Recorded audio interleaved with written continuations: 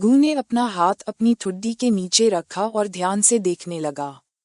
मुस्कुराते हुए उसने बताया कि जियांग चौथे जनरल को पहले ही हरा चुका है, इसलिए ये राउंड पक्का हो गया है। शी जुवान्यू के पिता, जो अपनी बाहें क्रॉस किए हुए थे, मुस्कुराने लगे।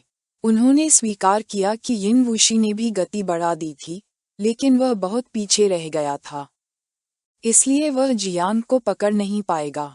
तीनों द्वीपों में से सबसे बड़े को ये देखकर गुस्सा आया कि अगर हालात ऐसे ही रहे तो उन्हें डर था कि वे हार जाएंगे।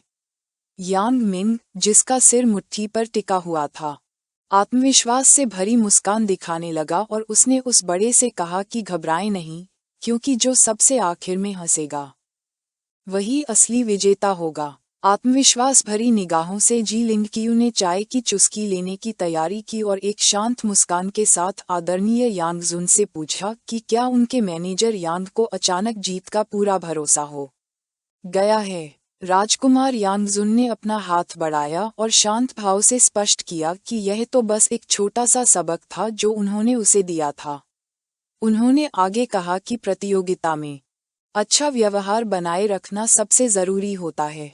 आभासी दुनिया में वापस आकर शूरवीरों ने अपनी तलवारें कसकर पकड़ लीं और जब उनके शरीर से शक्तिशाली ऊर्जा निकल रही थी तो वे हमारे लड़के की ओर बढ़ने लगे। जियांग ने अपना संयम नहीं खोया और जियाओ कियान से अगले 3 सेकंड का भविष्य बताने को कहा। शूरवीरों ने सटीक और तेज प्रहार किए, लेकिन जियाओ कियान की शक्ति की बदौलत जियांग को हमलों से बचने में ज्यादा दिक्कत नहीं हुई।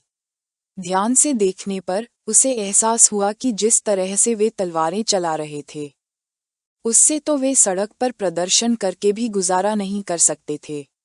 एक शूरवीर जियांग के ऊपर प्रकट हुआ और उसने तानाशाह कृपाण वार नामक तकनीक का इस्तेमाल किया। हमारे लड़के ने अपना सिर उठाया और ये देखकर घबरा गया, क्योंकि उसे पता था कि यह ठीक नहीं है। जैसे ही शूरवीर धीरे धीरे उस पर टूट पड़े, जियांग की आंखें डर से चौड़ी हो गईं। उसे ये समझने में देर नहीं लगी कि हमला बहुत तेज था, इसलिए इससे बचना नामुमकिन था। जियांग ने हमले का सीधा सामना करने का फैसला किया। शूरवीरों ने अपनी तलवार जोर से घुमाई, जिससे ऊर्जा का एक शक्तिशाली विस्फोट हुआ। सौभाग्य से जियांग ने अपनी बाहें अपनी छाती के सामने रखीं और जियाओ जिया की शक्ति का उपयोग करके हमले को कुछ हद तक रोक पाया। शूरवीर के वार से उसकी छाती पर गहरा घाव हो गया। जियांग दर्द से छटपटाने लगा और उसका मन आश्चर्य और भ्रम से भर गया। उसे एहसास हुआ कि यह तलवार ऊर्जा सामान्य नहीं थी और वह हिल नहीं सकता था। अब जबकि जियांग न तो रोक सकता था और न ही चकमा दे सकता था। 2 शूरवीरों ने मौके का फायदा उठाया और तानाशाह कृपाण वार का इस्तेमाल किया, जिससे ऊर्जा के 2 शक्तिशाली विस्फोट हुए। वार सीधे जियांग की छाती पर लगा। वह अपने दांत भींचने और डरने के अलावा कुछ नहीं कर सका, ये जानते हुए कि वह खतरे में है। हमले की ताकत से जियांग का शरीर बिजली की तरह लाल तरल की ओर उछल गया। जियांग ने अपना मुंह खोला और खून बहने लगा। वह बुरी तरह घायल हो गया। मास्टर गू का ध्यान स्क्रीन पर केंद्रित हो गया और उसकी आंखें चिंता से चौड़ी हो गईं और सदमे से उसका जबड़ा खुला रह गया। वह जानता था कि कुछ ठीक नहीं है, क्योंकि तलवार की ऊर्जा ने उसे पहले कभी चोट नहीं पहुंचाई थी और अब वह सोच रहा था कि क्या हो रहा है। जी शुवान्यू के पिता ने अपनी मुट्ठी भींच ली और आत्मविश्वास से भरे भाव से कहा कि वे धोखा कर रहे हैं। गू ने जियांग को बचाने जाने का फैसला किया, लेकिन पिता ने उसे कमर से पकड़ लिया। गंभीर भाव से उसने उसे शांत रहने के लिए कहा, क्योंकि प्रतियोगिता अभी खत्म नहीं हुई थी और वे प्रवेश नहीं कर सकते थे। गू की आंखें दृढ़ संकल्प से चमकने लगीं। उसने कसम खाई कि चाहे वह मर भी जाए, वह आभासी दुनिया में अपना रास्ता जरूर बनाएगा। राजकुमार ने अपना सिर अपने हाथ पर टिकाया, दूसरा हाथ बढ़ाया और एक घमंडी मुस्कान के साथ जी लिंगकियू से पूछा कि क्या अब उनकी बारी है कि वे हार न सकें। जी लिंगकियू का ध्यान उस पर गया और उसने शांत भाव से कहा कि अगर वे हार नहीं सकते तो राजकुमार को अपने दिल में ये बात साफ कर लेनी चाहिए। राजकुमार ने इसे अच्छी तरह जानते हुए पुष्टि की। वह चाहता था कि दुनिया भी इसे साफ देखे। जी लिंकियू ने अपनी चाय का प्याला उठाया और राजकुमार को घूरने लगा। उसे इस बात की परवाह नहीं थी कि जियांग हार गया, लेकिन जरूरी बात ये थी कि वह जिंदा बच निकला, वरना उसे गू को कोई स्पष्टीकरण देना नहीं आता था। धीरे धीरे हमारा लड़का लाल तरल की ओर गिरने लगा। जियाचान घबरा गई और उसकी आंखें चिंता से चौड़ी हो गईं।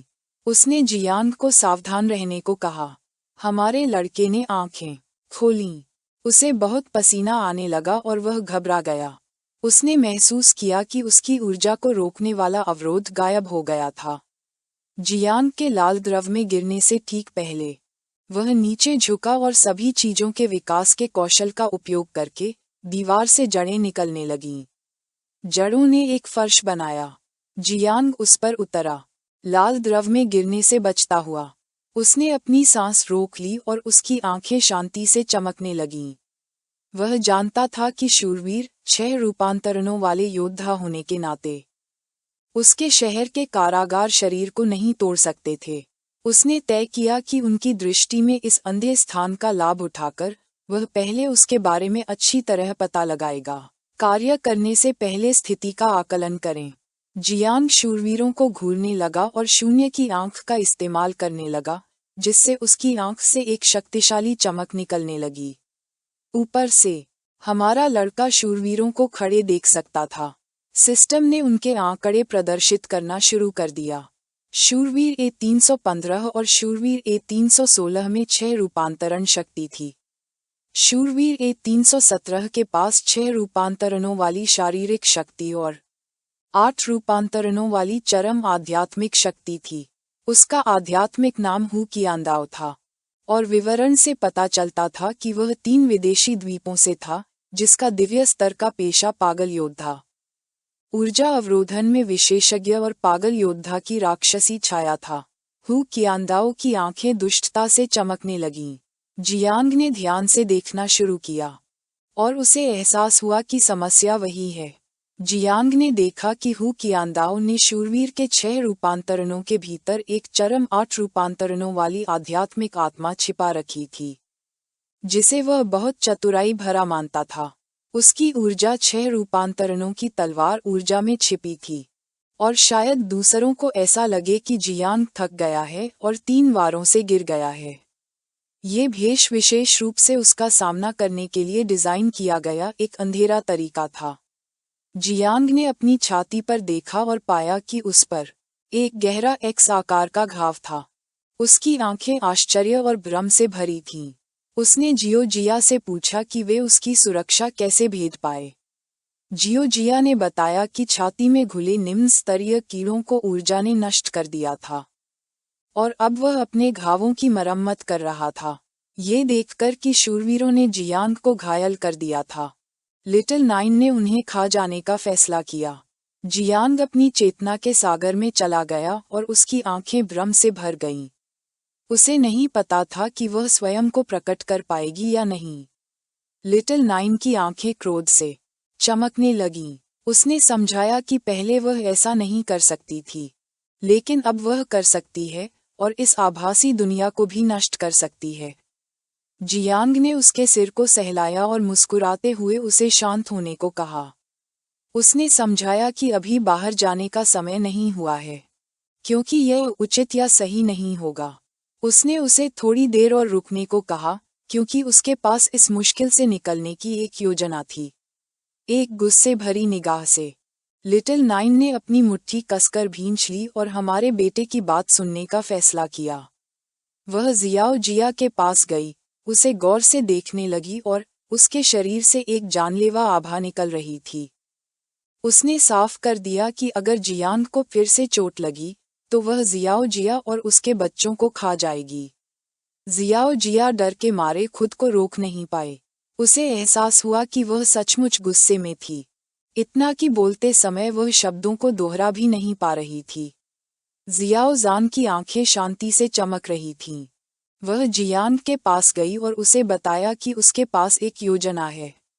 जियांग की आंखें शांति से चमकने लगीं और वह मुस्कुराए बिना नहीं रह सका क्योंकि उसके मन में भी एक योजना थी।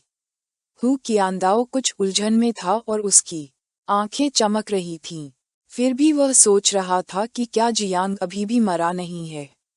वे चलने लगे और ये देखने का फैसला किया कि क्या जियांग लाल तरल में गिर गया है, लेकिन उसी समय कई जड़ें उभरीं और तेज गति से उनकी ओर बढ़ने लगीं।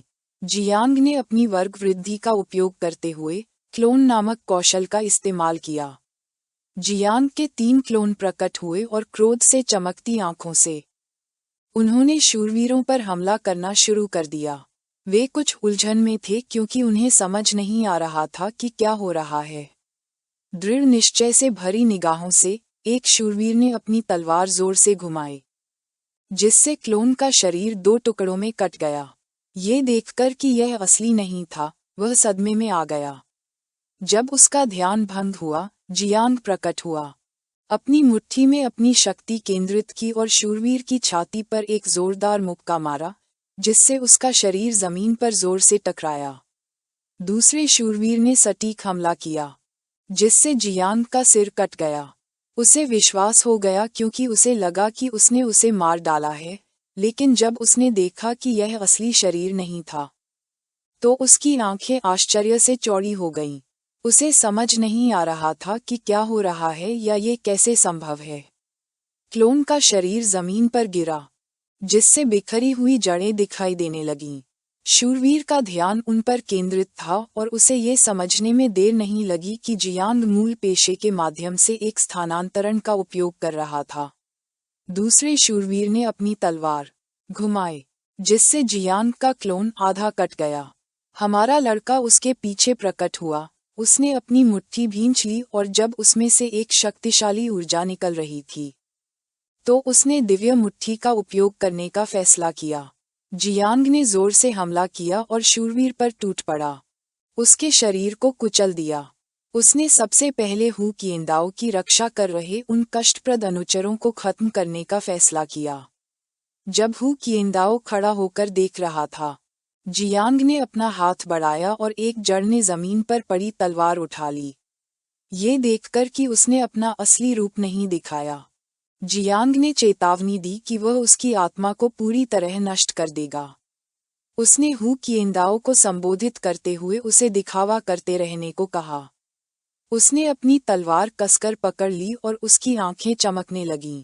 उसे समझ नहीं आ रहा था कि जियांग को उसका नाम कैसे पता चला और उसने निश्चय कर लिया कि वह उसे जिंदा नहीं जाने देगा। रैंकिंग बोर्ड अपडेट किया गया, जिससे पता चला कि जियांग चेन ने पहले ग्रिडजिया से संबद्ध 6 जनरलों को हराकर, जिनमें से छठा सबसे हालिया जनरल था, दूसरे स्थान पर था। दूसरे स्थान पर यिन वुशी था, जो 3 विदेशी द्वीपों से संबद्ध था और जिसने भी 6 जनरलों को हराया था, जिनमें से दूसरा सबसे हालिया जनरल था। गू मुस्कुराए बिना नहीं रह सका और अपनी मुट्ठी भींच ली। उसने जियाओ चेन के अच्छे प्रदर्शन का जश्न मनाया, ये देखते हुए कि भले ही कोई आवाज नहीं सुनाई दी, फिर भी उसका प्रदर्शन प्रभावशाली था। उसने बताया कि तलवार उठाना कोई उल्लंघन नहीं था और उसे प्रतिद्वंद्वी के खिलाफ स्वर्ग खोलने वाले ब्लेड का इस्तेमाल करने के लिए प्रोत्साहित किया। शी जियान्यू के पिता मुस्कुराने लगे। उसे लगा कि हालांकि वह पहले चीजों को शांति से लेता था, लेकिन जो कुछ वह देख रहा था उसकी तीव्रता उसे बहुत बेचैन कर रही थी। लगभग दिल का दौरा पड़ने के कगार पर जी लिनकियू का ध्यान रैंकिंग बोर्ड पर केंद्रित था।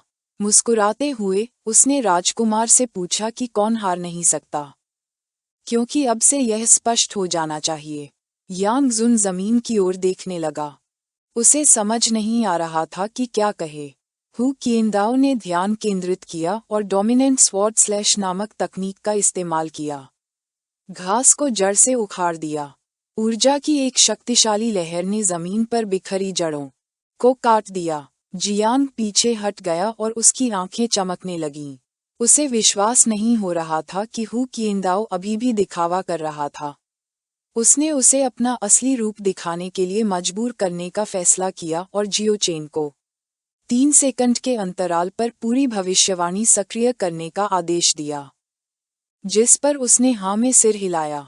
जियांग ने कियाओ जिया को दिव्य हाथी डोमेन बॉडी को पूरी तरह से सक्रिय करने का आदेश दिया। हु qianदao ने अपना असली रूप प्रकट किया। वह सफेद बालों वाला एक आदमी था, जबकि उसकी आंखें उत्साह से चमक रही थीं। उसके शरीर से एक दुष्ट ऊर्जा निकलने लगी। ये देखकर जियांग ने युद्ध देवता परिवर्तन को पूरी तरह से सक्रिय करने और स्वर्गीय तलवार का उपयोग करने का फैसला किया। यह वीडियो का अंत है।